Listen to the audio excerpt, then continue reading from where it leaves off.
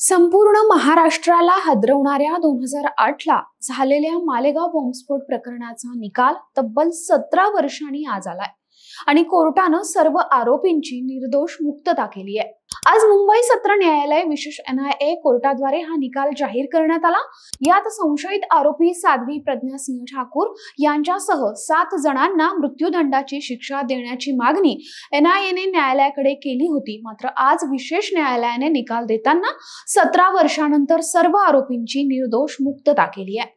दरम्यान त्यावेळी म्हणजेच 17 वर्षापूर्वी मालेगावात नेमकं काय घडलं होतं, त्यावेळची सामाजिक राजकीय परिस्थिती कशी होती, त्यानंतर तपासामध्ये कसे कसे बदल होत गेले आणि आज 17 वर्षांनंतर आलेल्या या निर्णयावर नेमकी समाज भूमिका काय आहे, हे सगळं समजून घेऊयात आजच्या या विशेष व्हिडिओमधून। नमस्कार, मी भाग्यश्री आणि आपण पाहताय बखर लाईव्ह।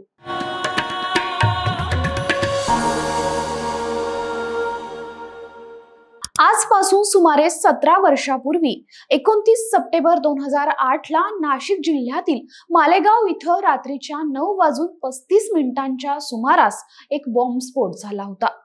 त्यावेळी रमजानचा महिना सुरू होता आणि ती रात्र नवरात्राची पूर्वसंध्या होती। हा स्फोट ज्या भागात झाला तो भाग मुस्लिम बहुल होता, तिथं जवळच एक मस्जिद होती, त्यामुळे स्फोटाला धार्मिक रंग देण्याचा त्यावेळी प्रयत्न झाला।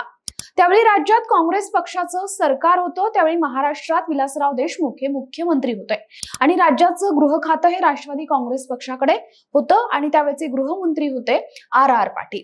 या स्फोटात त्यावेळी 6 जणांचा मृत्यू झाला होता, तर 100हून अधिक लोक जखमी झाले होते।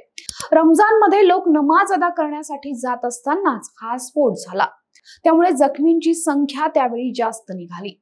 घटनास्थळावर सापडलेली मोटरसायकल हिंदुत्ववादी नेत्या साध्वी प्रज्ञा सिंह ठाकूर यांची असल्यानं त्यावेळी त्यांच्यावर पोलिसांनी गुन्हा दाखल केला होता।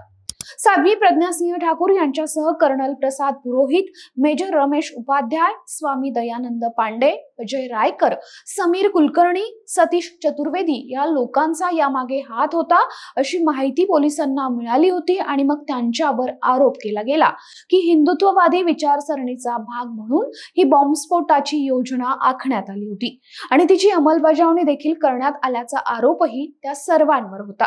दरम्यान हल्ल्याच्या दुसऱ्या दिवशी 30 सप्टेंबरला मालेगावच्या आझादनगर पोलीस ठाण्यात गुन्हा दाखल करण्यात आला। त्यावेळी कलम 307, 302, 326, 324, 427, 153A, 120B अशी कलमं लावली गेली आणि स्फोटके कायदा आणि शस्त्रास्त्र कायद्याअंतर्गत गुन्हा दाखल करण्यात आला।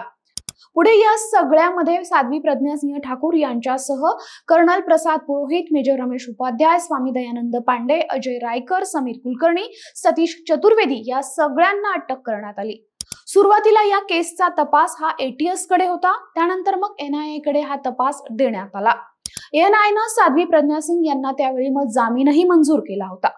अखेर आज या खटल्याचा निकाल समोर आला असून पुराव्यांअभावी 7 आरोपींची निर्दोष मुक्तता झाली आहे। दरम्यान या सगळ्या आरोपींची निर्दोष मुक्तता करताना कोर्टानेही नेमकं काय म्हटलंय तेही आपण समजून घेऊयात। तर कोर्ट म्हणताय मालेगाव स्फोट प्रकरणातील सर्व आरोपींची निर्दोष मुक्तता करण्यात आली आहे। केवळ संशयाच्या आधारावर आरोपींना आपण दोषी ठरवू शकत नाही, त्यामुळे सगळ्या आरोपींची निर्दोष सुटका करण्यात आली आहे असं न्यायालयाकडून सांगण्यात आलंय। 1000 पानाहून अधिक पानाचा निकाल असल्याचंही न्यायालयाकडून यावेळी स्पष्ट करण्यात आलंय। बॉम्ब ब्लास्ट झाल्याचं सरकारी पक्षानं सिद्ध केलं, पण ब्लास्ट स्कूटरमध्ये झाला हे सिद्ध करण्यात सरकारी पक्ष कुठेतरी अपयशी ठरल्यानं न्यायालयानं सांगितलं। तपासात अनेक त्रुटी दिसल्या, या सगळ्या त्रुटीचं वाचन देखील न्यायालयात करण्यात आलं। पंचनामाही योग्य नव्हता, जागेवरून हाताचे ठसे जप्त करण्यात आले नाहीत असं निरीक्षणही न्यायालयाने यावेळी नोंदवलंय। 24 नंबर दुचाकीचा देखील कधी रिकव्हर करण्यात आला नाही। साध्वी प्रज्ञा सिंह ठाकूर दुचाकीची मालकीन होती हे देखील स्पष्ट झालंच नाही असं न्यायालयाकडून आता सांगण्यात येत आहे। दरम्यान बैठकासंदर्भातही तपास यंत्रणेचे दाव्यांवर न्यायालयाचं समाधान झालं नाही।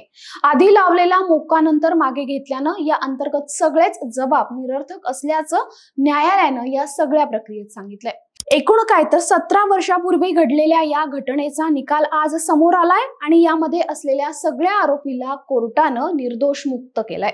त्यामुळे एकूणच या सगळ्या घटनेचे पडसाद आज दिवसभर समाज माध्यमात उमटणार आहेत आणि त्याचबरोबर राजकीय आणि सामाजिक वर्तुळातूनही प्रतिक्रिया व्यक्त केल्या जात आहेत।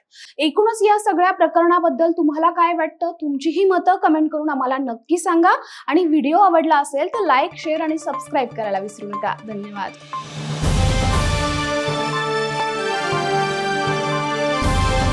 समाजकारण, प्रशासन आणि राजकारणातल्या अचूक विश्लेषणासाठी बखर लाईव्हच्या सोशल मीडिया प्लॅटफॉर्म्सना लाईक, फॉलो आणि सबस्क्राईब करा।